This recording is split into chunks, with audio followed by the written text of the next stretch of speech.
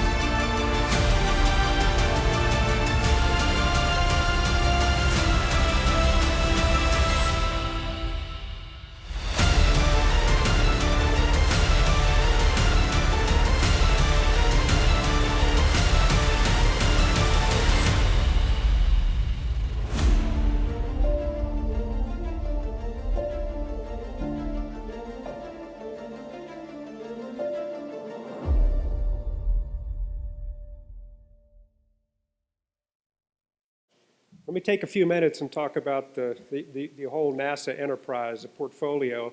And I'll start by saying we're organized around 4 primary mission directorates. So let me spend a few minutes talk about each one of those. The first one, the first A in NASA is aeronautics. So they have a mission directorate, the Aeronautics Research Mission Directorate, dedicated to advancing commercial aviation.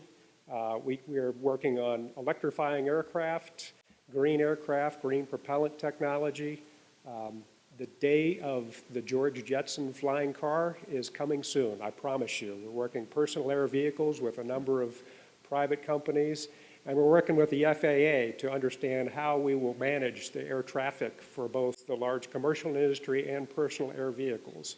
So they are actively engaged in working technologies in aviation and aerospace. The Human Exploration Operations Mission Directorate is the organization where the astronauts live. That's the organization that's operating the space station and working with commercial companies to develop launch capabilities for commercial crew and commercial cargo, many of those right here in Colorado. We're developing the Space Launch System, and as Jay said, of course, the Orion spacecraft. So there's a lot more to be coming up there. Science Mission Directorate is the organization that runs essentially all the robotic science missions. They're studying our own Earth, planets in the solar system, including our own sun, and the deep space exploration, heliophysics, and astrophysics, running large space telescopes like James Webb and follow-on activities. And then, of course, there's the Space Technology Mission Directorate, the mission directorate that I come from now. and a lot of the folks that you're going to be seeing and talking to here this week. We are not running any of the big missions or the operations. We develop the technologies. We work with commercial companies, both large and small, with academia and with the 10 NASA centers to develop the technologies that will enable the future missions. So we want you all to be a part of that. That's exactly why we're here. So let me ask you this. How many people are familiar with the Artemis program? Show of hands. About half. So you're going to be hearing a lot more about that actually right now, but in the coming months, I will tell you things are getting really excited. We got a mandate from the administration for us to go forward to the moon with an eye towards going to Mars. A little bit of background for those of you who aren't familiar with or don't remember your Greek history. Artemis was the twin sister of Apollo. She is the goddess of the moon, and she personifies now our return to the moon and our forward-looking sustainment, long-term sustained presence there and reaching out to Mars and beyond. We are going back in 2024 with the first woman and the next man, and we're going to the South Pole. We've had a number of robotic spacecraft orbiting and observing the moon and discovered vast resources of water ice at the South Pole, which we can use to essentially harvest in situ resource utilization and create water for humans and even hydrogen for fuel. So there are a lot of resources that are targeting us towards the South Pole of the moon. This is what is commonly referred to as the swoosh chart. This is our plan to get there. We're actually assembling the Space Launch System and the Orion spacecraft as we speak, and a little more from a year from now, we're going to launch Artemis 1, which will be an uncrewed return to the moon. It'll be an orbiter mission, go around the moon and return to Earth. It will essentially be a full checkout of the systems that we're then going to put crew on and return with Artemis 2, which will happen sometime in late 22 or 23. And that will essentially be like the Apollo 8 mission was back in 1968. It will be a crewed mission that will go and orbit the moon and do a full checkout with the crew.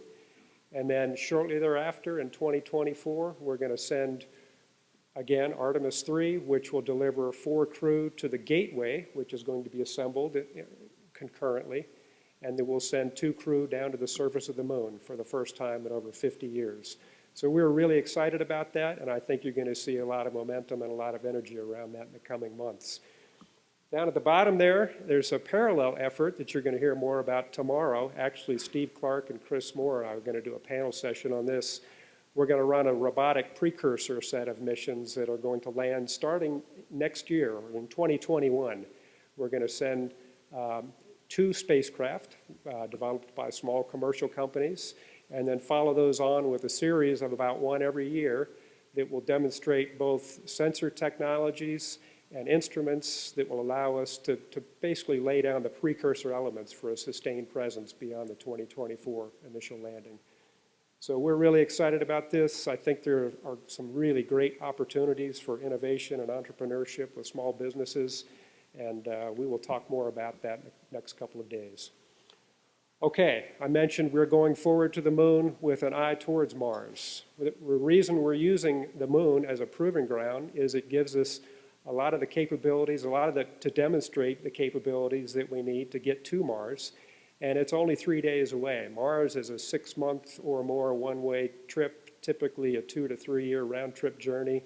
So we want to use the moon as a proving ground to test the systems that we need to eventually enable us to send astronauts to the surface of Mars. And that is my primary motivation. I've been with NASA 30 years, and the whole time I've been there, I've been involved in and working Mars programs. So for us to actually be really serious about and talking about sending astronauts to Mars in the 2030s is exciting to me. Okay, let's talk some about Space Technology Mission Directorate. We've got a whole crew of folks here this week, today and tomorrow. You're going to be hearing from, and I hope talking with many of them. As I said, our mission is not running the big operations. We are charged with developing technologies to enable those missions. We have a number of different charters. One is to develop technologies for exploration, Moon, Mars, and deep space for the science missions. but also to invest in this new space commerce, the new space industry, a lot of what you folks are here for, to essentially catalyze that economic engine around the space economy. We have a number of guiding principles that we've set ourselves up around. We're developing critical technologies for lunar and Mars. We're doing this by identifying, working with the mission directorates, the other mission directorates, Science Mission Directorate and the Human Exploration Mission Directorate, to identify those technology gaps and then invest in them. And we want to do that by engaging the brightest minds in the country, enabling exploration to discovery by embracing competition. Competition is a model that drives a lot of innovation and entrepreneurship. We're investing in public-private partnerships, and we're really investing in the American economy. Okay, let me talk about our key technology focus areas. We have 8 areas that we've set ourselves up to themed around, and I'll just read them for you briefly so you will be familiar with, and when you talk to folks, you can understand how your technologies or your capabilities might align with these. Advanced environmental life support and in situ resource utilization, ISRU. Power and propulsion technologies that will enable us to get to these places faster and more efficiently. Advanced communications and navigation systems. In-space manufacturing and on-orbit assembly. We no longer need to be constrained by launch shrouds on a rocket and pack everything, fold things up in an origami fashion. We want to be able to assemble systems and aggregate them on orbit and in deep space. Advanced materials to lightweight these systems, entry, descent, and landing, technologies that are near and dear to my heart. We have sent 8 missions that have landed successfully on the surface of Mars, but the biggest thing we've ever sent was a Curiosity rover at about 1 metric ton, a little more than 2,000 pounds. If we want to send humans to the surface of Mars, we're going to have to put down 10 to 20 metric tons of payload to enable humans to live and operate on the surface. So we've got a big stretch goal there, and we are investing in those entry, descent, and landing technologies for human missions. Autonomous operations, we want to have systems that can operate autonomously without human-tended 24/7 operations. We want to send systems to the moon and to Mars that can operate and essentially perk the coffee before the astronauts ever get there. And finally, we're investing in capabilities and systems to enable humans to operate and live safely in space, to protect them from galactic cosmic rays and deep space radiation. There are a whole host of human biologic issues that need to be solved, and Space Technology Mission Directorate is focused on solving some of those challenges. Here is our technology pipeline, and hopefully you will see where you fit in. If we start on the left, we invest in low technology readiness level, low TRL systems and capabilities at the nascent technology levels. We do this through universities and with small business entrepreneurs through a number of programs, NIAC, the NASA Innovative Advanced Concepts Program, through targeted university investments with Space Tech Research grants, and also with Center Innovation early career opportunities where we marry up or partner our early career NASA employees with early career employees and individuals from private companies. So you're going to hear more about those efforts. If you move up the curve, up the TRL spectrum, SBIR and STTR, probably why a lot of you are here. Opportunities with small businesses to do innovative and exciting research and infuse them into the NASA mission. And then we have something called the Game-Changing Development Program, which basically spans the TRL Valley of Death, as we call it, to take technologies that need to move from the TRL 3 to TRL 6 and actually be demonstrated in a relevant space environment so that missions will infuse them and actually take advantage of them. Moving further to the right, we've got a whole group focused on technology transfer and partnerships. You're going to hear some more about those this week. And then we have our technology demonstration portfolio where we actually take technologies and fly them in space or near space environments. So we've spanned the spectrum, TRL 1 through 9, with investments across those elements.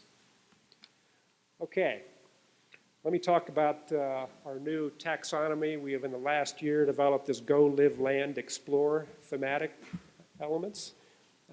Go is essentially space transportation element, a lot of the propulsion technologies that we need to get us off of Earth and out into deep space. Land is all about landing, entry, descent, and landing on planetary bodies and actually returning to Earth safely and efficiently. Live are the technology suites that we need to actually live and operate on other planetary bodies or in deep space. And finally, explore is all about technologies that will allow us to explore in a sustainable sense at the moon, at Mars, and beyond. So let me just give you a quick snapshot of some of the technologies that are in each one of those thematic buckets. From the GO perspective, we're investing in a number of advanced propulsion technologies, including solar electric propulsion, nuclear thermal propulsion, cryogenic cryogenic fluid management so that we can store propellants long-term in space and on the surface of Mars to enable us to return. Green propellant infusion, that's actually a mission that's flying right now, demonstrating a new green, environmentally friendly thruster propellant that was launched back in June and actually operating in space right now. From the land theme, we're actually investing in entry, descent, and landing technologies. Like I mentioned, we've got navigational Doppler LiDAR and terrain relative navigation that are actually being tested right now. The TRN is going to fly on the Mars 2020 mission that will be launched and on its way to Mars about a year from now. And then finally, if you look closely up in the right-hand corner, we're investing in an inflatable heat shield technology. We're actually doing that in partnership with ULA right here in Colorado to essentially deploy a large heat shield that will enable us to land up to 20 metric tons of payload on the surface of Mars. But also from the ULA's perspective, they want to build reusability into their advanced launch systems. So they take that same deployable heat shield technology and use it to return high-valued elements of their launch vehicle. So we're really excited about that partnership. Live, we're actually investing in sustainable technologies to allow us to live and work further from Earth, including in space manufacturing, sustainable surface power, ISRU, in situ resource utilization technologies, and synthetic biology technologies. And finally, explore. These are the far-out exploration technologies that will allow us to rove and traverse planets and other small bodies. We're working with small spacecraft technology demos, laser and optical comm for deep space communications, and a deep space atomic clock, which is also flying right now on the same mission that the green propellant infusion demo is flying.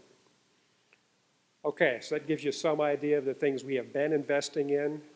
We're investing in engaging academia and small businesses going forward, and we want to work with you all to help us. We have a number of programs that are set up to do that. SBIR, STTR is obviously one of them. You're going to hear from Jen Gustatic here in just a minute. We've got a number of programs that are using public-private partnerships, Tipping Point and ACO. I'll say more about those. We have an iTech program that sets young entrepreneurs, small businesses up with venture capital companies, sort of a Shark Tank-like model. We run a Centennial Challenges program. Where's Amy? I saw Amy in the back there. There she is. I think you'll see her later today. And then we have a Flight Opportunities program which actually gives us opportunities to work with companies who have technologies that are ready for flight demonstrations, whether they're small demos on small spacecraft or CubeSats or large demos on, as secondary or co-manifested payloads on big missions.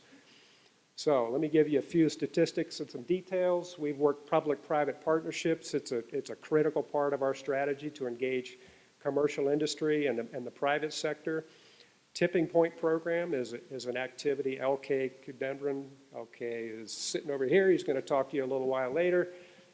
Basically, these are technologies that are at the tipping point. They just need a small additional investment or a demonstration to get them over the hump so that NASA and other commercial industry will actually utilize them and embrace them. They are public-private partnerships in the sense that we require a company to put some skin in the game. In this case, 25%, or if you're a small business, 10%, and NASA will match those funds and actually provide a project level activity to get you onto a demonstration, whether it's in space or a ground demonstration, to get those technologies over the hump. We started that program back in 2016. It's been very successful. We had 9 awards. One of those I mentioned was with ULA and the inflatable hypersonic aerodynamic heat shield. We awarded 14 of those this year in 2019, and there's actually another solicitation that we're anticipating in January. So you'll probably be hearing more about that. We've got that to look forward to. So that's been a very successful program. Another thing we have utilized from a public-private partnership is something called the announcement of collaborative opportunities. And these are opportunities for companies to partner with NASA centers and utilize capabilities, whether they're subject matter experts throughout NASA or facilities and laboratories at NASA centers. We basically do that through non-reimbursable Space Act agreements. So there's no cost to you. You just have to make a case that says, hey, we really would like to have access to this capability, whether it's a wind tunnel or a laboratory or a person or a group at a NASA center that will help you take your technology and advance it to the point where it is viable and commercializable. Okay, Centennial Challenges, I mentioned this. This is a really exciting program. This is sort of a crowdsourced activity where we put out prizes and ask companies to come in and propose towards those prizes. We've had a number of really big successes. Probably the one that's most public is the 3D printed habitat. That was a challenge that we put out there a couple years ago with a $3.5 million purse. We had a company actually demonstrate the capabilities, and they won over $2 million, the bottom right corner, and demonstrated a large-scale 3D printed habitat that you could actually build on the moon using resources available. This is a really exciting program. We've got a couple more activities. There's a phase 2 space robotics and a CO2 challenge, and we're working through our Lunar Surface Innovative Program, which you'll probably hear more about this week, to set up the next challenge set. So Amy's going to tell you more about those later today and tomorrow. Okay, let me just hit on some of the things we've done in this year, 2019, and are going to demonstrate and fly in the next year. It's a really exciting time for space technology. In 2020, I mentioned, in July, we're going to launch the Mars 2020 mission with another rover and a whole new suite of instruments, which is going to set us up for a Mars sample return mission later on in the 2020s. Space Technology Mission Directorate has a number of instruments and technologies that we're going to fly in that, including MOXIE, up there on the upper left-hand corner, which is an ISRU demonstration. It was basically going to take CO2 out of the atmosphere of Mars and create liquid oxygen and then store it to show that we can actually do that for future human missions, because we're relying on that capability to essentially develop the oxygen to be used as propellant to get us and to get humans back to the surface of the Earth when they go. We're flying a Mars instrumentation suite on the heat shield of Mars 2020. This one is near and dear to my heart because I actually worked on the first Medley instrumentation package that flew on the Curiosity Mars Science Laboratory mission back in 2012. So another set of instrumentation, another set of instruments to help us understand the entry environments that we're going to need to design our systems to for the human missions in the 2030s. We've got a deep space optical comm mission that's coming up. Essentially, that will give us the precision optical communications, the fast transit communication capability, laser-based capability that we will utilize to communicate back and forth to Mars and in the outer planets exploration. And down there on the bottom, high-performance spaceflight computing. We're developing advanced spaceflight radiation-hardened computing capabilities that will replace the now 20-year-old technology that both NASA and the DoD and other commercial space companies have been relying on. So a lot of really exciting things going on here. Just a couple more I'll mention really quickly. We're investing in cryogenic fluid management. Up there on the upper left is the Shiver testing, which is a large-scale, full-scale hydrogen tank surrogate that we're developing cryogenic fluid management technologies. That's actually undergoing tests right now out in Cleveland. Deployable composite booms for solar sails or other deployable systems on spacecraft. There's the lofted inflatable decelerator up there in the upper right-hand corner. Solar electric propulsion down there at the bottom. That's a capability, a system that we're investing in that's actually going to be utilized on the lunar gateway, the power and propulsion element that's being developed right now. So a lot of really exciting things in the Space Technology Mission Directorate portfolio that are starting to come to fruition. We've been in existence since 2012, so we're really starting to hit our stride, and some of the investments that we've made over the last 7 or 8 years are starting to fly now and be demonstrated in space. Okay, let me give you a quick snapshot of our numbers. So since 2012, here are some of the details. We have had over 3,500 proposals, evaluated over 3,500 proposals, and we've made selections on 700, over 700, so it's about a 20% win rate. That's pretty good. Odds are pretty good if you propose. We've had over 300 university partnerships with over 100 individual universities, several right here in Colorado. 50 of our projects have actually made the transition to actual flight demonstrations or in the process of being demonstrated. Got over 1,000 individual technology investments. SBIR is game-changing all the way up through the tipping point and technology demonstrations. 2,300 software releases, over 400 industry collaborations, and 900 projects that have actually made transitions from the early stage, low TRL, into the mid or upper high TRL stages. So we're really excited about how the program is progressing. Here is a list, not all-inclusive, of some of the companies and the other government agencies we have partnered with. Maybe you see yourself on this list, maybe not yet, but we hope by virtue of you being here these couple of days, you will have the opportunity to be on this list next time we show it. So we're really excited about all the partnerships and the companies that we've generated partnerships with and been able to work with over the last couple of years. So I'm going to end there. I'm really excited that you all are here. We've got a great team that's going to hopefully engage with you and help you learn more about the opportunities that we have within NASA through our SBIR and early innovation entrepreneur programs. So we're looking forward to spending the next couple of days here, and thanks for having us in Colorado.